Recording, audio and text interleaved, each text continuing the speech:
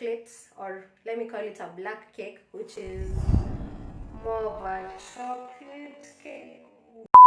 Oops.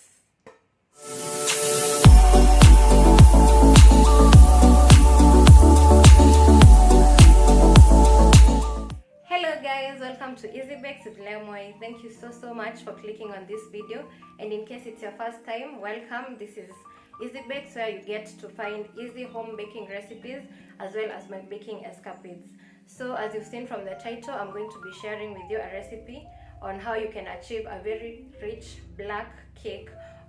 It's mostly soft and velvety, so it can also qualify as a black velvet cake, but for now we are going to call it a black cake. So I hope you find this video interesting, and in case you do, remember to hit the subscribe button and share this video.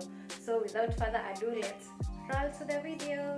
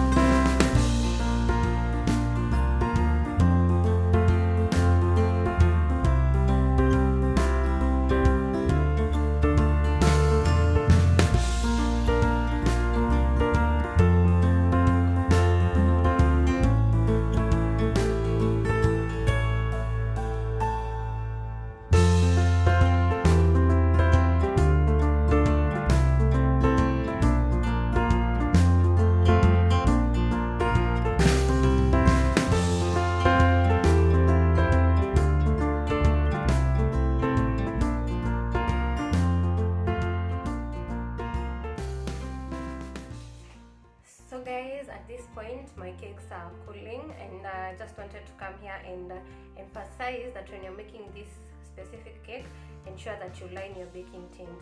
If you're making the cupcakes, it will not be a big deal because the cake will still be there. But if you're using the baking tins, make sure that you line them with the parchment paper, because as you can see, this is the first tin. The cake came out quite okay, but as for the second tin, the cake stuck at the bottom. But now, because the cake is just for eating at home, there's no such big deal. As you can see, I had already started scraping off and eating some of it. So make sure that you line your tins so that you don't have to like have a crumbled cake afterwards. Yes, so I'm going to let them cool, then I'll show you the final outcome. But for now, let them keep on cooling, then we'll frost the cake later. Yes.